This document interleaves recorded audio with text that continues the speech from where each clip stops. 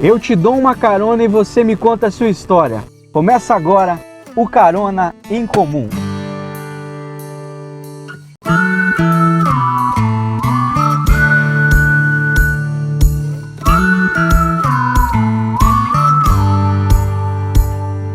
Estamos indo buscar nosso próximo passageiro. Esse tem uma história bacana para contar. Tu que é o Felipe? Bora! Esse cara sorridente aí se chama Felipe. Ele é protagonista de uma história um tanto quanto incomum que nós iremos chamar de um doutor engenheiro inglês. Assista e você vai entender. E aí, Felipe?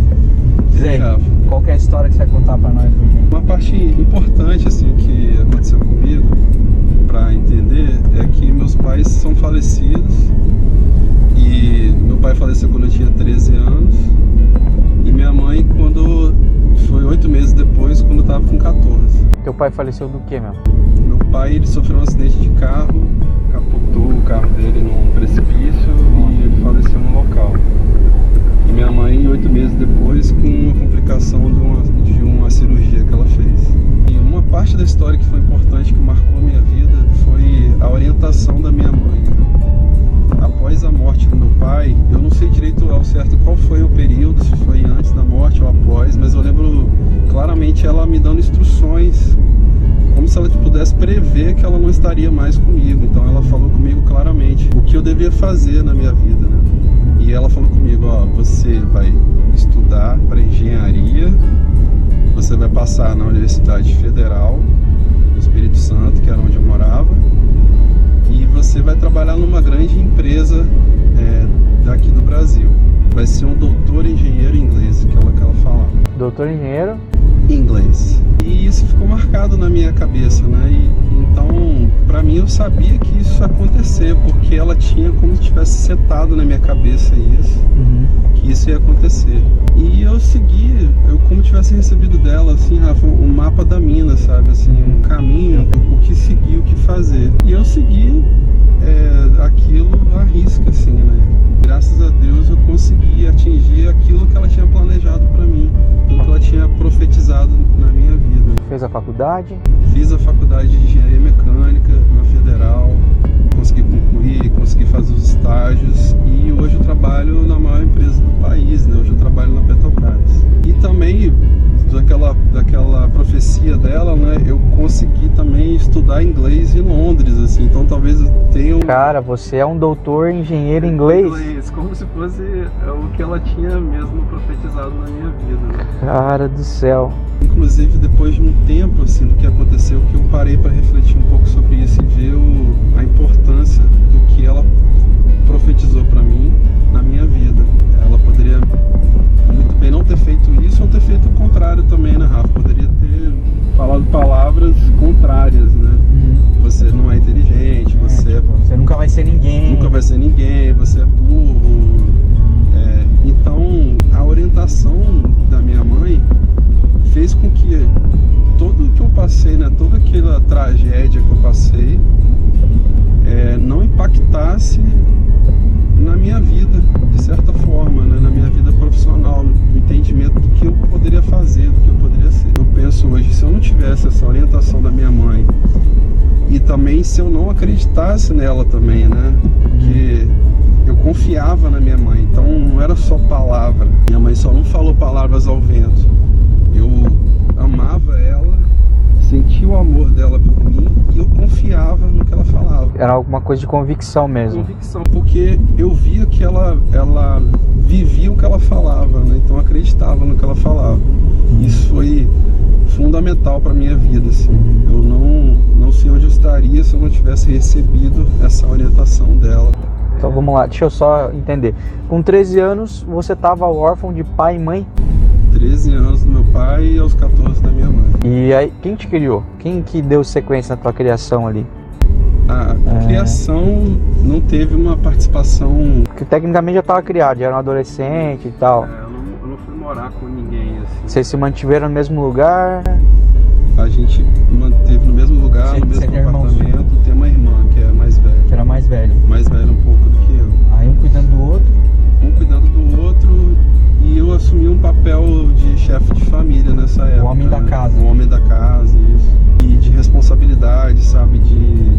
Até administrar o que, tipo, a herança de vocês ou a... Isso, o dinheiro de pensão, né, que eu tinha dos meus pais, administrar, por exemplo, os namoros dela, assim, né, o namoro com o namorado, de ser o pai de família que conversa com o namorado, esse tipo de coisa aos 16 anos. Tudo se inverteu, na verdade. Tu virou o homem da casa, tu virou o irmão mais velho. O irmão mais velho, o pai de família, tipo, eu tive filho com 16 anos, eu brinco assim, então foi uma maturidade muito precoce, assim, né, que eu tive que amadurecer rápido. Qual que é o teu sentimento hoje em relação a você ter a sua família, a você ter os seus filhos e tipo, o que isso é determinante da maneira como você quer criar os teus filhos? Eu vejo o exemplo deles em relação à orientação tanto espiritual também, sabe, Rafa? Assim, eu fui criado na igreja batista, assim, né? Então, eles eram cristãos, então eu fui criado nesse meio. A orientação espiritual, a orientação material, profissional, toda foi dada por eles de berço. Então, isso eu quero trazer para os meus filhos, para minha família, né? Ser, né, o exemplo em que eles possam se espelhar em mim e olhar e falar assim, eu quero ser como o meu pai, né? Eu quero seguir a orientação que meu pai passar para mim. E o quanto longe está esse sonho de você ter teus filhos? Quanto você tem... vocês têm falado sobre isso com a tua família, com a tua esposa? A gente pretende ter já, assim, Rafa, é um sonho para agora, assim, já, para ter filhos. Eu acho que vai ser um fechamento de toda essa história, né? Uma conclusão, um fechamento de sair de uma família que foi reduzida, né? Para uma família novamente grande, assim, né? Com filhos, com crianças e reconstruir isso tudo, né? Com os fundamentos que eu tive. Eu vou pedir para você 2 conselhos, cara. Um conselho primeiro que você daria para um filho em relação aos conselhos de mãe, assim. Porque a gente sabe que a gente que é filho, por natureza, é um pouco rebelde, a gente tende a ouvir mais os nossos amigos do que os nossos pais. A gente tende a querer saber de tudo, a gente tende a achar que nós sabemos tudo e que a gente vai descobrir tudo junto. O conselho que você daria por um filho em relação aos conselhos dos pais? Assim? O conselho seria ouvir com carinho a orientação dos pais e entender que, independente da falha que os nossos pais têm, um amor de pai, ele é algo sublime, assim, né? Algo divino, principalmente de mãe, né? Mãe eu digo que se existe algo que está mais próximo de um sentimento eterno, de um sentimento angelical, seria um amor de mãe para filho. Acho que é o que está mais próximo, né? É uma conexão, uma ligação divina. Não teria uma palavra melhor para dizer. Então, se existe essa conexão tão grande entre um filho e uma mãe, né? Essa mãe com certeza vai querer o melhor para o filho dela. E por ter mais experiência, com certeza ela vai conseguir instruir melhor o filho. No meu caso, eu segui na linha o que ela fez, o que ela falou para mim na risca.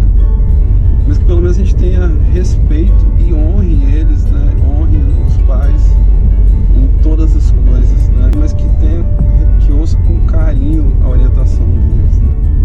Que sempre bote na balança com peso que tem o peso de um pai e uma mãe orientar. E qual conselho que você daria hoje que você deseja ser pai, que você tem esse sentimento todo muito vivo desse teu sonho de constituir sua própria família e ser uma referência e tal? Que conselho que você daria para os pais em relação aos filhos? Assim, até, vamos dizer assim, um conselho que você daria para uma mãe em relação ao seu filho? Assim. O conselho que eu daria é entender as qualidades e necessidades e sempre tentar extrair do seu filho o melhor que ele pode ser, potencializar o seu filho naquilo que Deus planejou que ele fosse. Seja uma alavanca, né, de propulsão. Felipe, muito obrigado por contar a tua história, por compartilhar essa história com a gente. Saiba que isso inspira muito e se ensina muito pra gente na questão da honra dos nossos pais, na questão de buscar sempre fazer o que é certo, correr pelo que é certo. Acho que ter que ficar órfão tão cedo não é fácil, perder o pai e a mãe tão rápido, de uma maneira tão repentina dessa forma, mas a maneira como você lidou com isso é realmente incomum, inspiradora, e muito obrigado por essa história, cara. Tenho certeza que vai inspirar muita gente, cara. Obrigado mesmo.